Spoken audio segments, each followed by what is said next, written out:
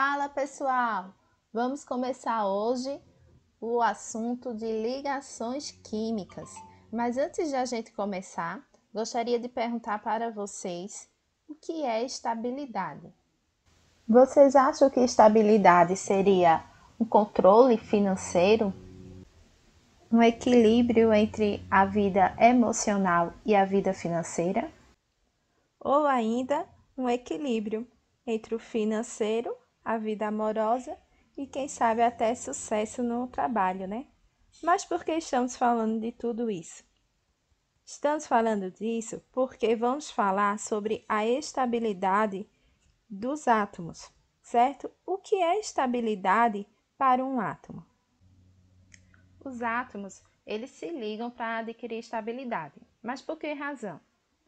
Olha só, no universo tudo tende a caminhar no sentido de menor energia. Portanto, é justamente isso que vai acontecer lá com os átomos, quando eles fazem as ligações químicas, pois eles liberam energia nesse processo. Como consequência, aumenta a estabilidade, certo? Mas nem todos os átomos dos elementos da tabela periódica precisam realizar ligações químicas. Foi o que a gente já mencionou na aula sobre tabela periódica. Nós vimos que os gases nobres já têm esse título de nobreza porque eles já são estáveis, né? Vimos que esses elementos pertencem justamente ao grupo ou família 18 da tabela periódica. Como o próprio nome sugere, nas condições ambientes são encontrados no estado gasoso, na forma de átomos isolados, cuja principal característica é a grande estabilidade. Mas o que esses átomos podem que os outros não têm? Dinheiro? Não, com certeza não, né? É a estabilidade. E o que quer dizer isso? Ou seja, nos níveis dos orbitais S e P, eles têm esses níveis totalmente preenchidos. Então, o hélio, por exemplo, ele termina com um S2. Então, a gente sabe que o subnível S ele só suporta 2 elétrons. E isso já está totalmente preenchido. Por isso que o hélio está estável. Os demais, como neônio, argônio, criptônio, ou seja, todos esses outros, eles vão possuir os últimos subníveis S e P preenchidos também, possuindo assim 8 elétrons. E é isso a grande diferença. Para a maioria dos elementos químicos, com algumas exceções, possuir 8 elétrons no último nível de energia lhe traz estabilidade, certo? Contudo, temos que os átomos se ligam uns aos outros na tentativa de completar essa camada de valência com 8 elétrons, já que nem todos são aí do grupo 8A, né? Ou seja, nem todos são gases nobres. Assim, dessa maneira, o átomo adquire a estabilidade de que forma? Fazendo algumas ligações com outros elementos. Para os átomos completarem esses outros elétrons no último nível de energia, ou 2, caso tenha apenas o primeiro nível, eles terão que ganhar, perder ou compartilhar elétrons. Mas saiba que a regra do octeto não é absoluta. Existem vários compostos estáveis que não apresentam 8 elétrons na última camada. E esses são os 3 tipos de ligações que os átomos fazem. Nós temos a ligação covalente, a ligação iônica e a ligação metálica. Como vocês podem observar nas imagens, a ligação iônica é aquela que há uma doação de elétrons. Na ligação covalente, há um compartilhamento de elétrons. A ligação metálica, ela vai ser realizada entre metais, e nós falaremos melhor sobre ela mais à frente. Vamos agora falar um pouquinho sobre a ligação iônica. E aí, como eu já falei para vocês, na ligação iônica vai acontecer justamente uma doação de elétrons, certo? E é como o próprio nome já nos sugere, iônica nos lembra logo o quê? Íons. Quais são os íons? Os cátions, de carga positiva, e os ânions, de carga negativa. Ou seja, é nessa ligação que vai acontecer a transferência de elétrons da camada de valência de um átomo para a camada de valência de outro átomo. E esses dois átomos eles vão ser unidos por uma força, que é a força de atração eletrostática. Dessa maneira, temos que a ligação iônica só pode acontecer entre elementos que apresentam tendências opostas. Como assim? O que são essas tendências opostas? As tendências opostas que eu me refiro é justamente a tendência que um elemento tem de perder e a tendência que o outro átomo tem de ganhar, receber elétrons. E aí vocês lembram quando a gente estudou a tabela periódica que nós vimos que os metais eles tendem a perder elétrons, já os ametais tendem a receber elétrons. Vamos analisar a formação do cloreto de sódio ou sal de cozinha. Veja a configuração eletrônica dos átomos de sódio e cloro que formam esse composto. Então, como vocês podem observar, na configuração do sódio, na camada K nós temos 2 elétrons, na camada L, 8 e na camada M, apenas 1 elétron. Ou seja, o sódio não é estável de acordo com a regra do octeto, pois apresenta apenas 1 elétron na camada de valência. Portanto, o átomo de sódio deve perder esse elétron, porque quando ele perder esse elétron, ele vai ficar justamente com 8 elétrons na sua camada de valência, e aí vai adquirir a sua estabilidade. Já analisando o cloro, na camada K, ele possui 2 elétrons, na camada L, 8 e na M, 7. Então, o cloro também não está na regra do octeto. Ele possui 7 elétrons na camada de valência e assim ele precisa receber 1 elétron para poder se estabilizar. Logo, o sódio ele vai e doa esse elétron para o cloro. Não porque ele seja tão bonzinho, mas porque isso também vai beneficiar ele. Ele se livra desse elétron e ganha a estabilidade, ficando com 8 elétrons na sua camada de valência. O cloro, ao receber esse elétron, também vai ficar agora com 8 elétrons em sua camada de valência, ganhando a estabilidade. Então, nós temos o seguinte, o sódio ele vai se transformar num cátion, porque ele doou o elétron, então ele vai ficar positivo. Já o cloro vai se transformar em um ânion, ele recebeu o elétron e por isso vai ficar com a carga negativa. Os íons de sódio e cloro que foram formados possuem cargas elétricas opostas e por essa razão se unem através da força eletrostática, formando o famoso composto cloreto de sódio, que é o sal de cozinha. Esses compostos assim formados são denominados compostos iônicos e possuem estruturas eletricamente neutras. A interação entre esses íons produz aglomerados com forma geométrica, como vocês podem observar nessa imagem.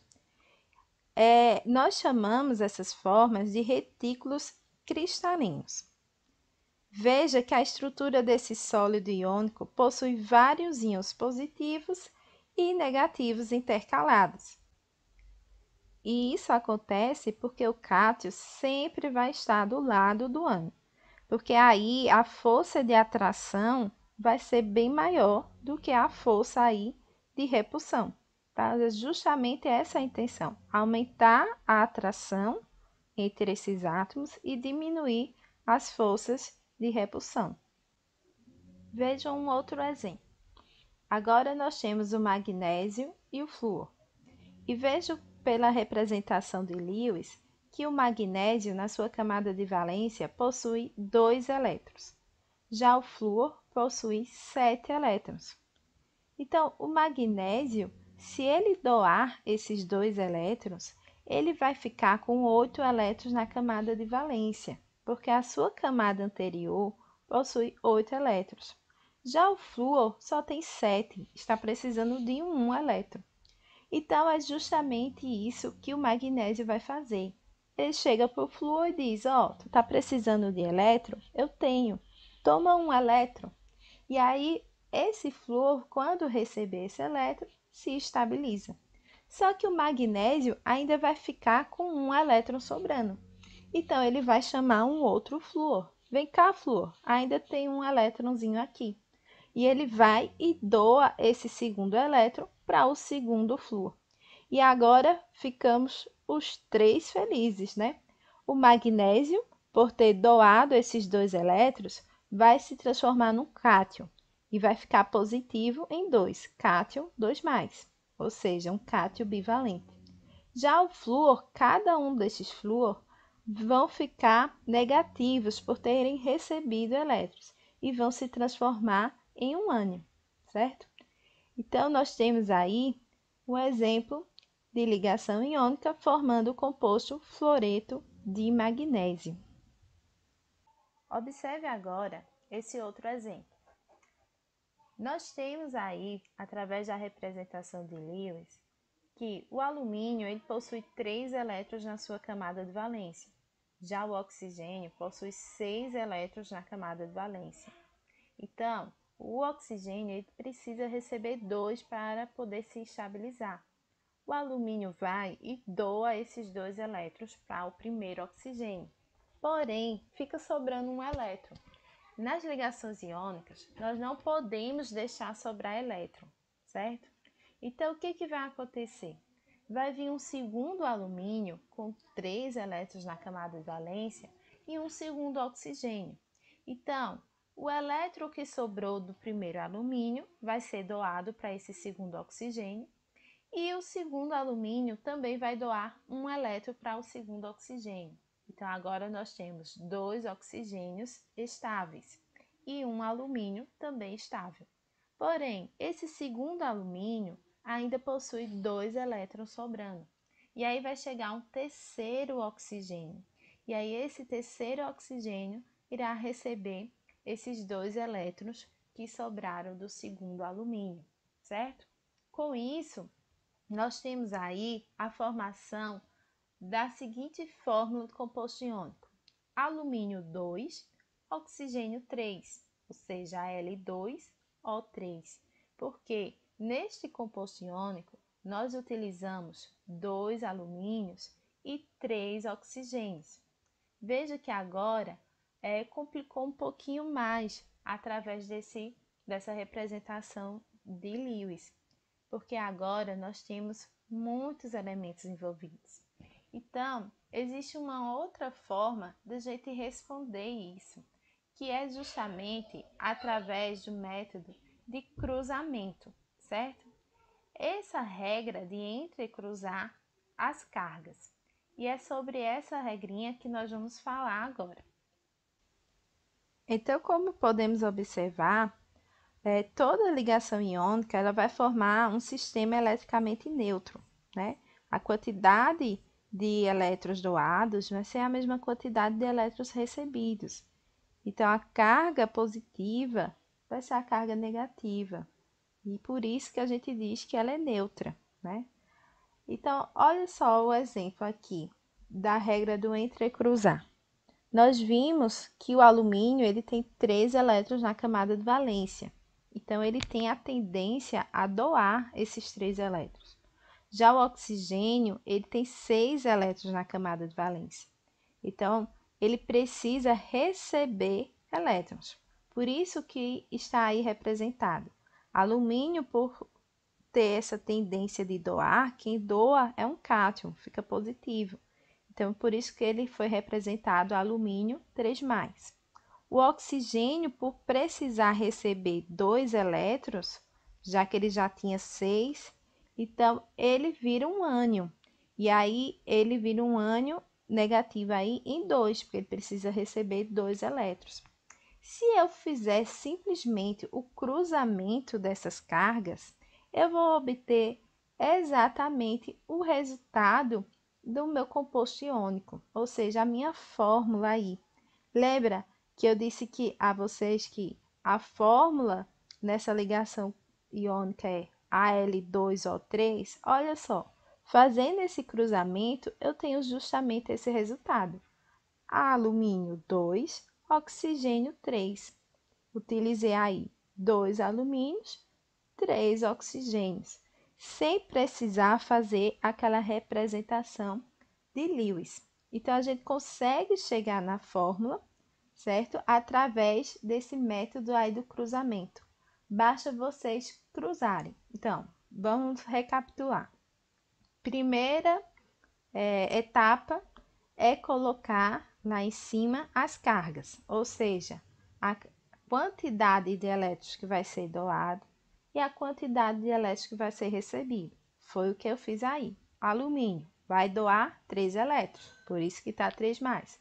Oxigênio tem 6, precisa receber 2, por isso coloquei 2 menos.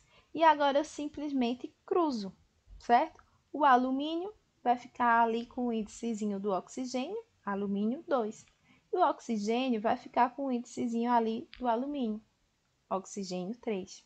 Cheguei ao meu resultado, ao meu composto iônico, sem precisar fazer aquela representação do diagrama de Lewis.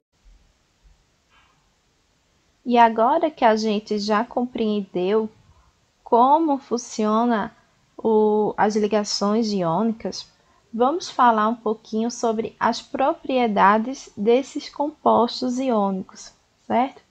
Então, primeira coisa, eles são sólidos nas condições ambiente. O que é condição ambiente?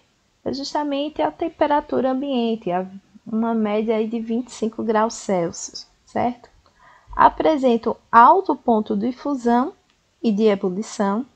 Eles também são bons condutores de eletricidade quando estão no estado líquido ou quando eles estão dissolvidos em água. E a maioria dos compostos são solúveis em água. Gente, então, essa aí é a ligação iônica. Espero que vocês tenham gostado. Vou encerrar essa aula por hoje e na nossa próxima aula nós vamos falar sobre as ligações covalentes. Beijo, tá?